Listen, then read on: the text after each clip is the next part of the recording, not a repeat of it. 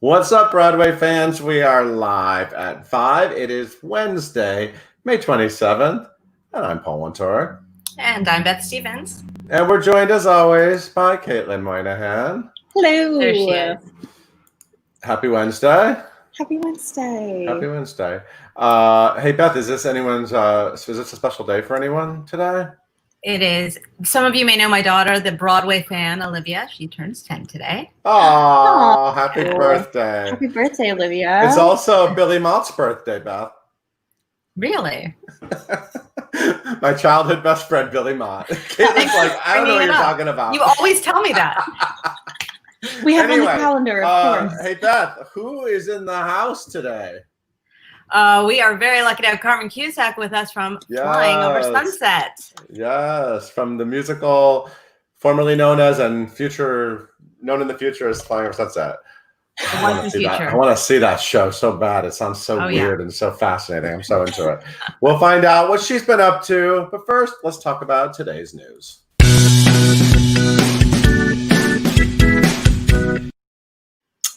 Unfortunately, we are starting off today's news on a sad note.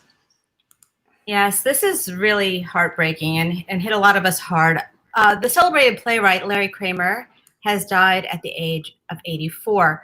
You know, Larry Kramer was so multifaceted, Paul, don't you think? He was obviously a playwright. He was known for The Normal Heart and The Destiny of Me, which was a Pulitzer finalist. But he was an AIDS activist, and he actually woke a lot of people up to AIDS activism, or just to activism in general. He also was a novelist. He was a screenwriter, very outspoken, big personality. And his chronicling of the AIDS epidemic was one of the first plays that was really popular and really got people talking about the crisis. The Normal Heart, which was also his best known work, was in 1985. Can you imagine writing it while being in the middle of it? And of course, he was HIV positive, and he suffered from a lot of health issues during his lifetime. He had some liver disease. Anyway, he passed away this morning in Manhattan, and he is survived by his husband, David Webster. They actually got married in the hospital when Larry was in the hospital a few years ago with an abdominal issue. So this is really hitting a lot of people hard. He also was honored by the Tony Awards with an Isabel Stevenson Award, and that honored both his activism and his writing. So it's just a sad day for the theater community. Yeah, it's definitely a huge loss. Definitely. Today, we found out what is going to be happening for this yearly fan favorite benefit. Yeah, so what's happening in this photo is that Gavin Creel and Aaron Tveit, I believe, weren't they playing Maureen and Joanne? Is that what they're doing? Yes, they were. Yeah, very popular video on YouTube. Gavin was Joanne. Miscast, MCC Theater does this Miscast benefit every year. It's fantastic. They miscast people, so people sing and get to play parts that they never would get to play otherwise. And this year is the 20th anniversary of it, 20th annual, and it was supposed to happen April 6th because, honestly, it's usually a big award season thing. It's like one of the many stops on the award season route. So they announced that they're going viral. They're going viral. They're going virtual. Wrong V word. June 20th, 8 p.m. Eastern time at MCC's website, and it'll be an online thing, so it'll be just as much fun. We'll find out the talent later. I've heard some rumors about different things. MCC will donate 10% of the money raised during the broadcast to the Mental Health Coalition, and the remaining money goes to MCC and all their amazing work. So this is going to be a fun event for us all to relish in, and I'm sure there's going to be some amazing people involved. And yesterday, Actors Equity talked a little bit about what it's going to take to be able to reopen Broadway theaters. Right. That's a picture of Dr. David Michaels, who is part of the Occupational Safety and Health Administration under the Obama administration. That's OSHA. That's what it's called. And he met with the Actors Equity honchos. Kate Schindel is the president, executive director Mary McCall, and they took a call with the press to answer questions and talk about some steps that are needed to get back into theaters. So right now, the Broadway shutdown, as you know, is officially through September 6th. Equity is talking about what kind of safety measures can be taken backstage, in dressing rooms, for audience members. And there are, I believe, 4 steps that they're looking at specifically to ensure the safety of both the theater makers and the people who love them, which is the audience. So take a look at that article and see what's on the horizon. It's complicated, but there's a lot of hope there too. Absolutely. And this is a very cool new initiative that is happening over in the West End. Yeah, so this is interesting. This is sort of like maybe what we're looking at for a while. So the Old Vic is announced something called Old Vic in Camera, which will combine a run of socially distanced performances of Lungs, which is the play with the Crowns, Matt Smith and Claire Foy. So what they're doing is they're streaming the play live from the stage of the Old Vic with the empty auditorium behind the actors. And you're basically gonna be able to watch it on the internet, on your camera, on a live stream. And it will start in June. We don't know when, but up to 1,000 people can watch each performance. Tickets range from £10 to £65. So you may wonder, like, how does that work? Well, what's interesting is that the performances are socially distanced, but the actors are not. So they're going to check on those actors and make sure they're safe. And they were supposed to do it in Brooklyn right now. So basically, obviously everyone gets the same view, but they're asking people to it's kind of like a pay what you can sort of situation, to be honest. And so anyway, this is starting sometime in June, and we're really curious to see how this goes. And this longtime renter has a new gig. Oh, don't we love this guy, Paul? Andy Senior Jr., who is part of the Rent family, is heading to South Korea to direct a limited 2-month engagement this summer because He's already there. He's already doing his thing. So I quip that he's like the Bjork Lee of Rent, right? He's keeping Rent alive the way Bjork Lee, who won a special Tony for keeping a chorus line alive. At any rate, this is the 20th anniversary of Rent in Korea, and it will take place at the D-Cube Arts Center in Seoul for a run from June 16th through August 23rd. They're really doing it. They're really doing it because they've been very safe over in South Korea. So they're going to take as many precautions as they can. And Andy Senior, of course, played Angel on Broadway and in the West End, and he was the associate director with Michael Greif on the off-Broadway revival. He's been very involved in the life of Rent, and he knows what he's doing over there. So real live theater, a live theater story, Paul. No streaming, a real audience and seats. I'm thrilled. We're getting some interesting stories coming along the pike that we didn't expect. Thank you so much, Beth. You have a birthday celebration later, but I know you're going to stick around and see today's guests. Hey, Caitlin, why don't you tell everyone all about Carmen? Gladly. Yes, guys. Today we have Carmen Cusack with us here today for another fun episode of 5 at 5 Home Edition, live right here on Facebook and YouTube. Carmen is set to star in Lincoln Center Theater's upcoming brand new original musical, Flying Over Sunset, as Congresswoman Claire Booth Luce. She earned a Tony nomination for her Broadway debut, leading the company of Bright Star, which was chef's kiss amazing. You guys can leave all of your questions in the comments below. Follow her on Instagram at Cusack Carmen, and please welcome Carmen and Paul. Hello there. Hi. How you doing? You know, she just said the words Bright Star. Now I want to cry. Oh God, don't get me started. Me too. Man, that show killed me. Killed me. It You killed were me good. every night. Thank you. How's it going? You're on the West Coast. I am, as you can see. The sun is still shining brightly here. I'm happy to be here. Happy to be with my husband, who I can just cuddle whenever I need a cuddle, which seems to be a lot. Congratulations. There's a lot to cuddle there. Yeah. Yes, there is. The big guy. Hercules. So you're a California girl. You consider yourself a California girl, right? Oh gosh, no. I don't know. I live here, but that's about it. I don't think I can't take that title. I'm universal from everywhere. You fit in wherever the things are happening. Yeah, exactly. Let's talk a little bit about Flying Over Sunset. We had Tony Yazbek here not long ago, one of your stars. Brand new musical. You guys were like right in the thick of it, right in the development. And and then it just kind of all got. Well, you did like your dress, right? You did like a rehearsal. You did a performance, and then what happened? Well, we did a dress run on March 11th, and a few people, like a handful of people, saw that.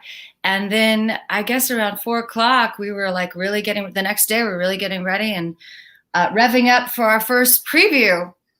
And then we got all cut. And then of course we had a little break, and we all went to our dressing rooms, and then the phones just started going nuts. And all of a sudden we realized, oh, okay, we might not have a show tonight. And then of course about a half hour later we had the meeting, and so due to have our first preview. And when you're building up to a first preview, you're all really like the energy level is just growing and growing and growing. And then how quick does it sort of drop off? Like, do you remember your lines and your blocking? Is it all still like? No, I haven't even thought about it. I mean, gosh, no. When you have these terrible nightmares about, okay, now you're on, and and like I still have nightmares about going on and doing Christine and Phantom of the Opera, for God's sakes. I'm so mad I missed that, by the way. and just the panic attacks of that. But I have not had a panic attack over having to just jump on the stage to do Flying Over Sunset. That's not going to happen, because I can't wait to do that. Yeah, when the time comes.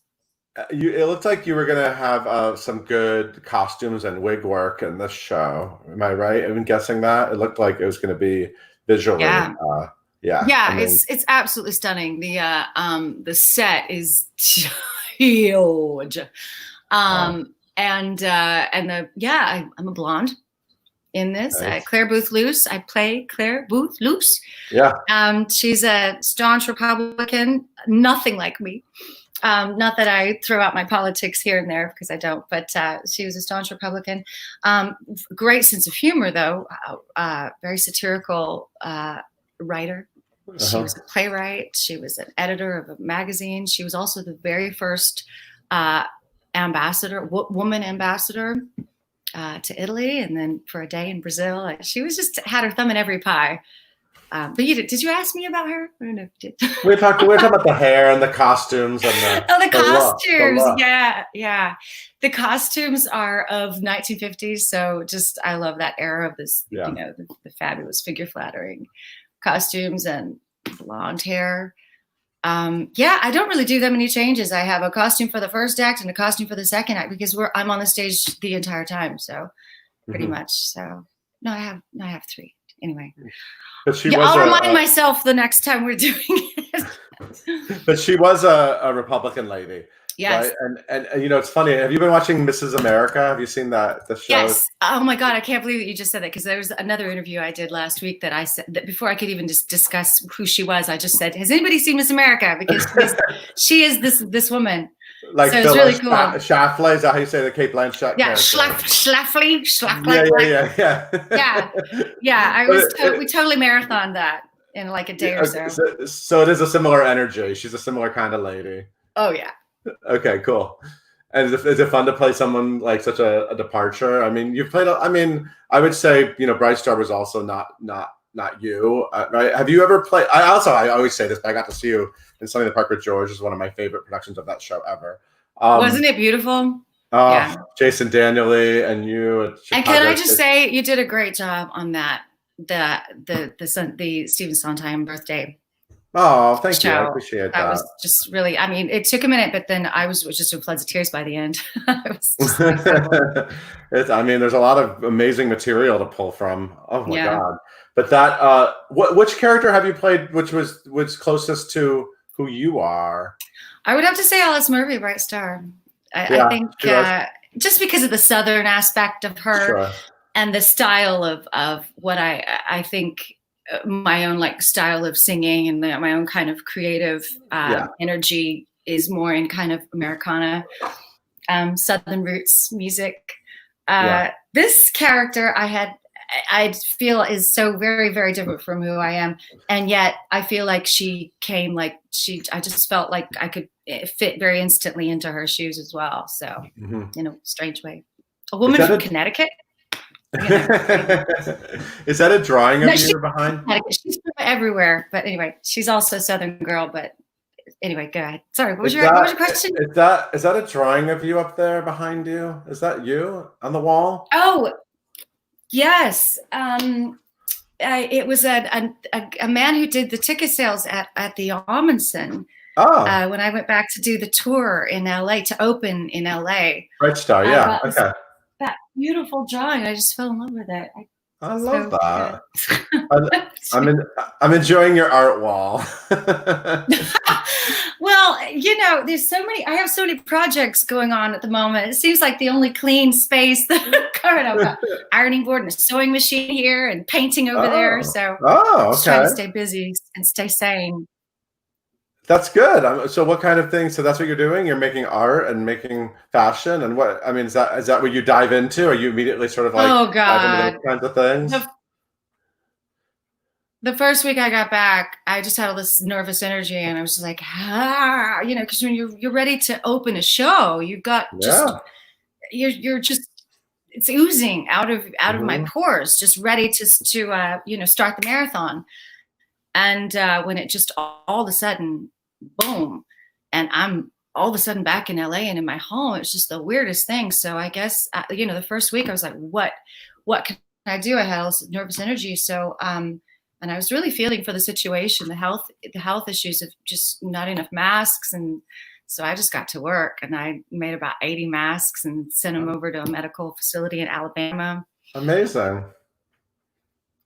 And then I just continue to make masks for friends and, people here and there that are asking for them. Got all the, just ordering crazy prints and all that silly. It's not silly because it's important. Yeah. So you're making masks. What do your masks look like? I'm making masks and I'm writing music. Oh, you want to see one? Yes, of course I do. You want to jump up and I want to see some. I want to see some of your handiwork. Absolutely. Well, who wouldn't want to see a Carmen Cusack original?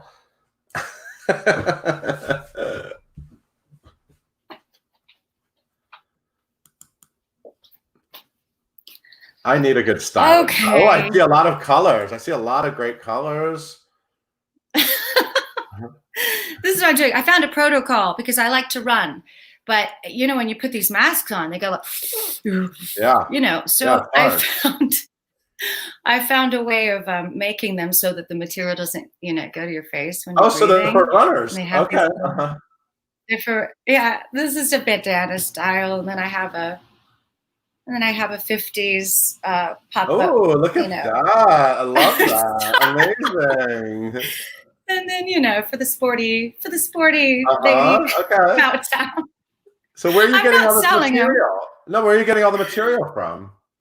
Oh, well, I ordered some online, but then after we hunkered down for a good couple of weeks, I decided to drive my car downtown and see if there's anything happening. And it was so weird. There's police cars everywhere, all downtown in LA, trying to shut down these small businesses that are trying to sell their fabric on the corners of the streets because they're locking down their doors. And I just thought, this is really sad. So I ventured out to purchase some material and, with my face and my face mask and my gloves and, and came in and straight away threw them in the wash. And I should admit that I should be staying home. It's bad. I love that you're using your time for good, though. I'd be going in. I don't know if maybe I am crazy at this point, but I'm trying to stay sane. Have you discovered, you've known your husband for a long time. Have you guys discovered new things about each other in quarantine? Oh, good Lord.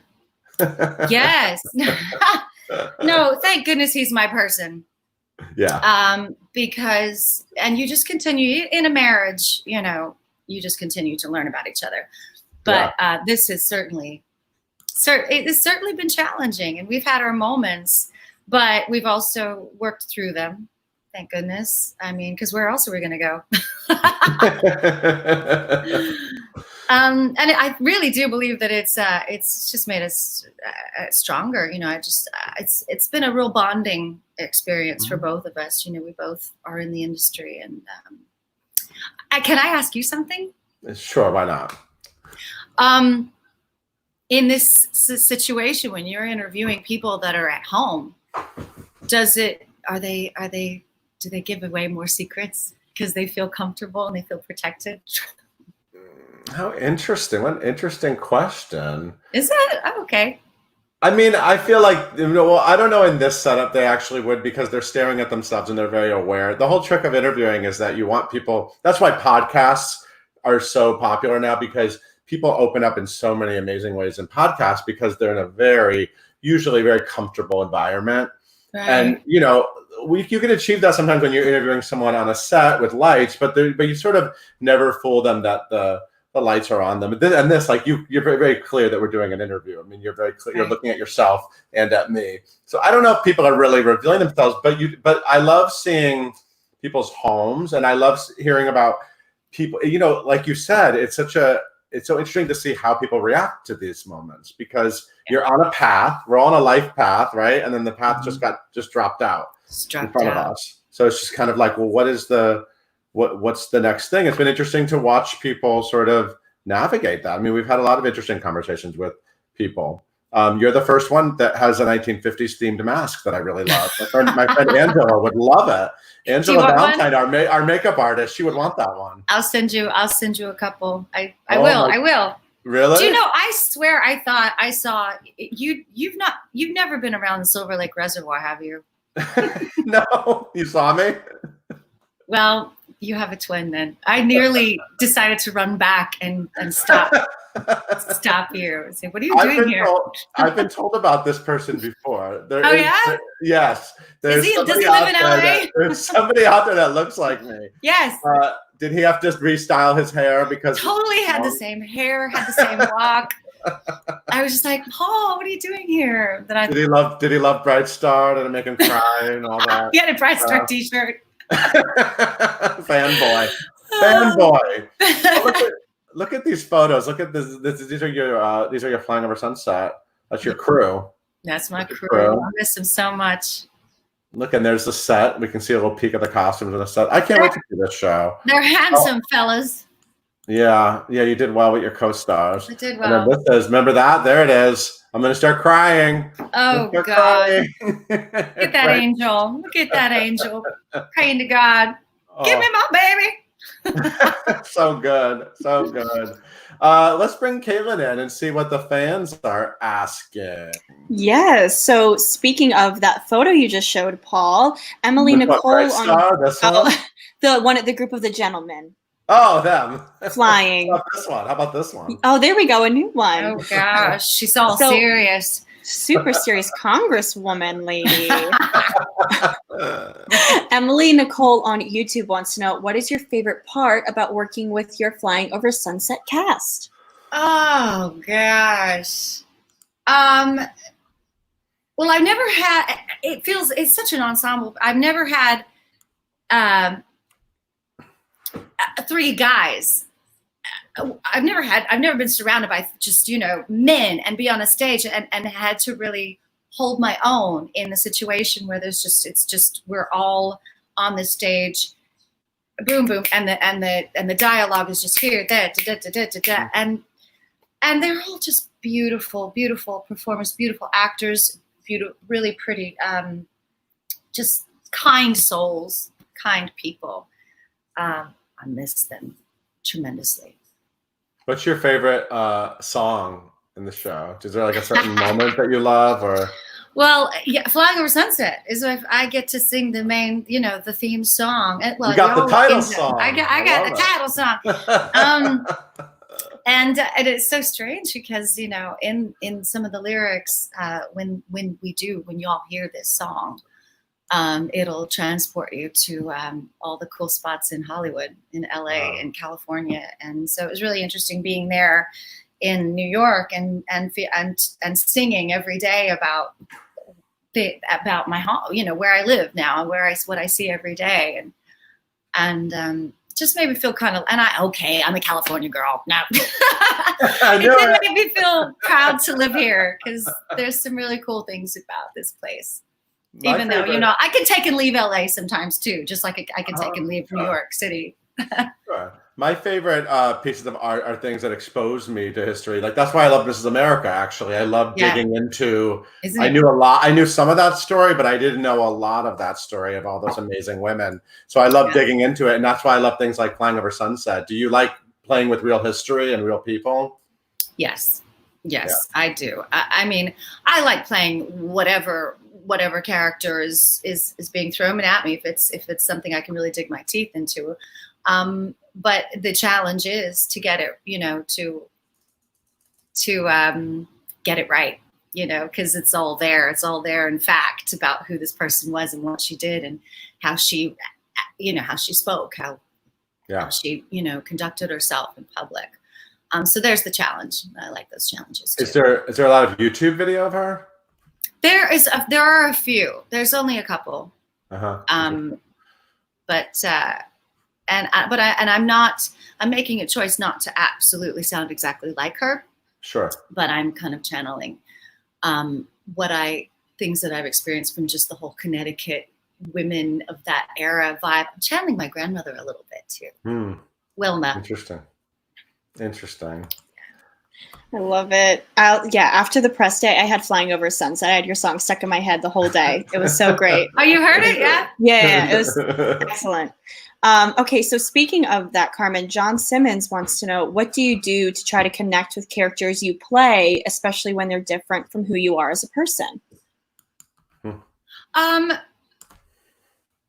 Well, it depends on the era. I like to read. I just like to find books that are, of the era. Read as much as I can about what they were into. Did they have hobbies? What their background, what kind of family background did they have? Even if it has nothing to do with everything that our roots are so connected into the people that we become and how we respond to the world. And I guess just mainly reading, watching, movies that of that time or place, of that content. Yeah, just sort of immerse yourself in the world. Mm-hmm. I love that. I just love this. Emily says, who do I have to pay for you to do Follies with Tony and Harry in 10 years? Just throwing it out there. Oh. I guess you just pay us. You have to pay. It'll be us. No, I'd love to do that. Well, I'm here for that. I guess I'm assuming you would be Phyllis.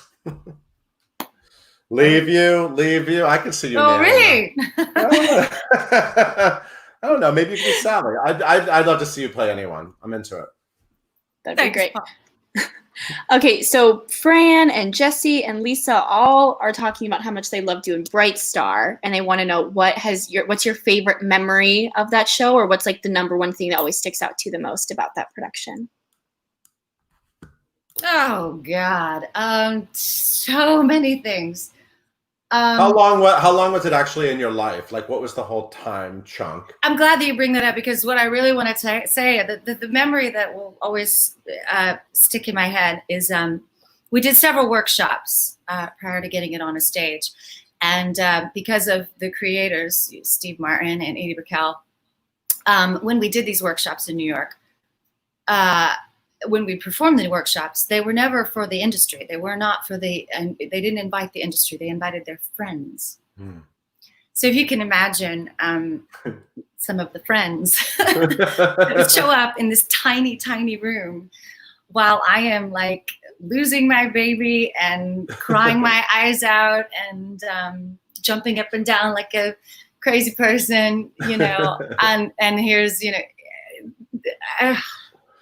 I won't even go into the lineup of the stars that were literally sitting, as close as my computer is right now to me, and just having to just throw it out there, in that way, and with no real set or anything, just, coming up with some kind of, production for these people that I've lived my life watching and adoring. Yeah, it's crazy. Yeah, you can't not see them when you're in a rehearsal room with fluorescent lighting. You have no choice. They're right there. Yeah. Okay, I think we can do one more question. And Arlene wants to know, what actor or actresses have influenced you the most? Ooh. Gosh. Meryl Streep. It's a solid choice. It's such a. I know everyone says that one, but No, it's great. Yeah, Robert De Niro. You know, they're my faves. Yeah. I'm suddenly picturing like you as a 70s New York actress, like in the 70s. I'm picturing you in like I'm totally picturing you fitting into that whole like era of filmmaking. Totally. Yeah. Okay, I can say I'll totally take that. Thank all you. my favorite movies. I could totally picture you in there. Thank you. Well, it was so good to see you. I'm going to bring see Caitlin you. and Beth back in. I love that you're making masks. They're amazing. I love that we got to see your art wall. And say hi to your Paul. Say hi to your Paul. I will. And hopefully we'll see you back tripping at the Lincoln Center Theater soon enough. Yeah. And Flying Over Sunset. I can't wait to see it. I really can't. It just sounds like right up my alley. But all this anticipation. I can't wait to get back there. Yeah. Awesome. Guys, thanks so much. Good to see you guys. Okay, cool. Bye, Carmen. Well, enjoy it. We'll hope to see you soon. Hey, Caitlin, why don't you take us out? Thank you guys so much for tuning in today for another fun episode of Live at 5 Home Edition. You guys can follow us where we get your podcast by searching for #Live at 5 and hitting that subscribe button. Be sure to tune in tomorrow. We talk to 6 queens, Samantha Polly.